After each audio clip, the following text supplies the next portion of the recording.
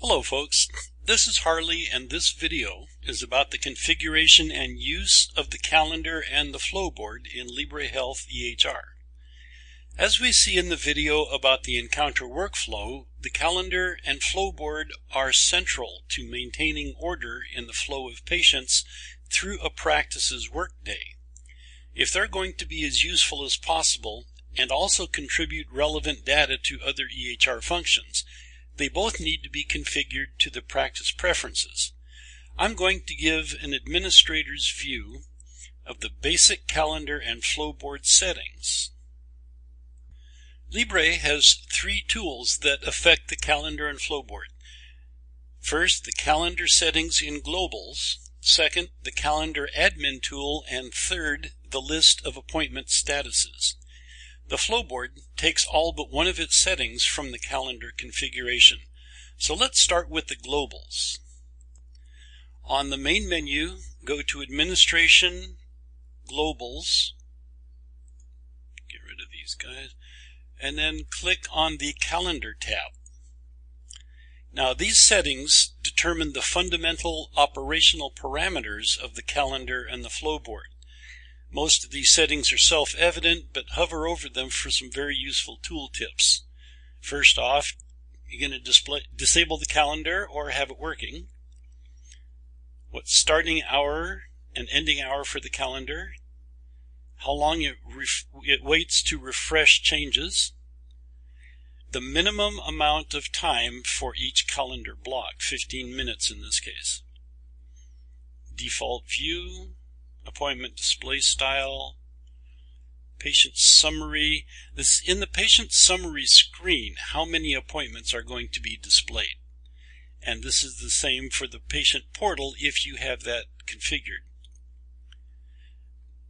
Now the Overbook statuses, these are the ones that the system will allow to be double booked. For example, if the calendar has a slot with a cancellation in it, a canceled appointment, that's that X right there, or a no-show, which is the question mark, and these others are other similar statuses, it will allow another patient to be booked there.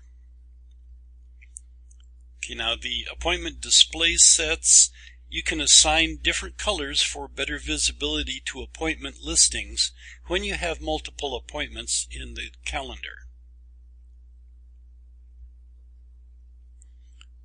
Past appointment display, appointment event color. Now, providers see entire calendar. Usually, for confidentiality reasons, this is turned off.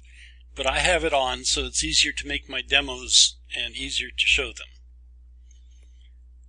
Display canceled appointments, auto create new encounters. Some facilities want to manually create a new encounter. Otherwise, this one automatically creates one when the patient has a check-in status. And disable the patient Flowboard, you don't need to have it showing, and the rest of these are Flowboard settings. Open demographics from it, show visit reason, show patient ID, show exam room, show visit type, show patient encounter number, flag the double book appointments, allow date range in patient Flowboard. If this is not activated, it will just show the current date. Otherwise, you can enter a range of dates and it will show the statuses for all appointments on all those dates. And the ending date for patient Flowboard just limits how much stuff gets displayed on the screen. Patient Flowboard timer interval, how long it waits before it refreshes for calendar changes. Default status, you don't usually have one. Number of minutes. Now, enable random drug testing is an interesting feature for clinics that do random drug checking on their patients. This randomly picks the next patient to test. This is the percentage of the patients in the practice, and this is the maximum number of times in a year patient can be tested. And if you make any changes, of course, you hit save. Okay, next, the calendar administration tool is in here under administration on the main menu, other, and then calendar administration. Here you can see the different categories of time blocks that can be added to a calendar. Let's just look at lunch. Now each category has its own color and a name, of course, and the duration, a free text description, its color, which this colored picker has you select the basic color and then select the shade inside the triangle. All day, yes or no. Well, if it has a duration, it's all day no. And what type of category this is. A lunch is a provider category. You can have patient categories, which are appointments. Clinic category types are disabled at this point. So if you're making a new category, start with new category, select its color, again, find the color and then the shade, and select, give it a name, CATNAME, duration, let's say 34 minutes, free text category description, all day yes or no, it has a duration so it's not all day, and we're going to make this let's make it a patient category type, and then of course hit update. Now let's look at the elements of the calendar itself. That can be configured. Remember, the calendar start time and end time was derived from the globals. The category name of the block of time, okay, and the category time block start and stop times. Now, when a facility is first established, all the providers' calendars must be set up. And here I have a provider with an empty calendar. So you click in the provider's top column. In the event dialog, select provider. And first set the in and out of office hours. So we have in office. Now if your Libre is covering multiple facilities, make sure that this provider shows up on the right calendar, the right scheduling calendar. This is the provider. Let's say this provider is coming in at 10 a.m. and in office and out of office categories don't have a duration. Okay, it's just a flag when to start and stop the provider's day, and this will repeat every workday until it's prudent to only make it a couple of years, because these calendar settings require a fair amount of computer resources when they're like searching for available time slots and stuff. So just make it a couple of years at a time. And save. Okay, now let's go back and set his provider out of office. We're going to have him leaving at 3 p.m. This is out of office, same facility, provider, everything. Repeats every workday for, what did I say, 18, I think. Okay, and save that. And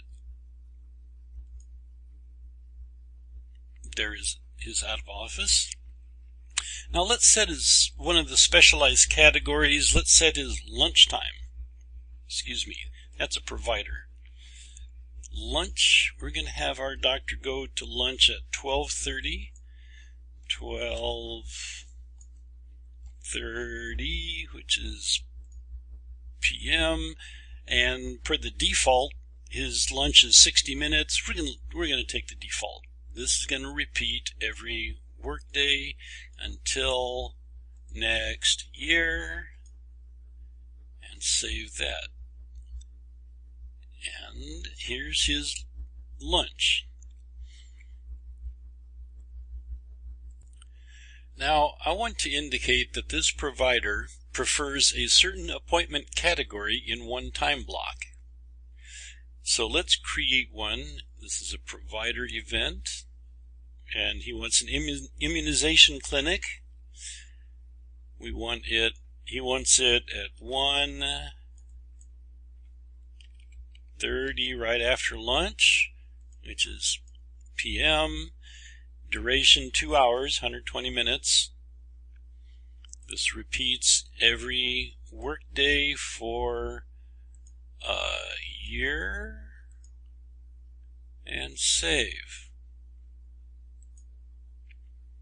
There's the immunization clinic.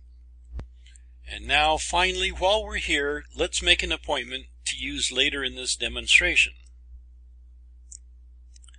I want to make one for patient. I want to make a psych med review for patient Anita. Pick her. Okay. Now to find what time is available for a psych med review, you come down here and click Find Available. And you notice that block of time for this provider from 1:30 to 3 o'clock, or 3:30, that time block would be right in here, but it's an immunization clinic, so it does not show up as available. So when you make a patient appointment for a specific category type, the time when other preferred categories are specified don't show as available. So let's just choose one that is, and save. And there's Anita's appointment. Now moving on to the Flowboard. All these data fields are taken from the calendar configuration, except for the appointment's actual status display. So let's look at what controls that. Under Administration, Lists, Appointment Status. Get rid of this one. Okay, you can add your own statuses by filling in the columns. The ID must be a unique character for this list. The title should have the ID character at the front of it. The order is where it displays on the drop-down list, any of the status drop-down lists that you see. And you can change these numbers without affecting anything.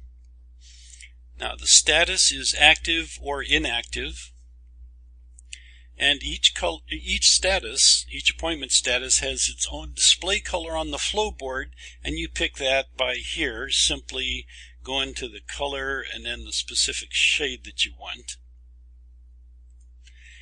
And it has an alert time, which is how many seconds at that status it waits before it starts blinking to get your attention. And these two columns, check in, check out, are to select whether the status indicates that the patient is checking in to the appointment or checking out, so the system can time the appointment duration. And if you make changes or add new ones, remember to hit save. And that's a rundown of setting up the calendar and customizing the Flowboard. From this point, all you have to do is go back to the encounter video and watch the run through an encounter to see how each status changes in the Flowboard as the patient progresses through their appointment. Thank you very much.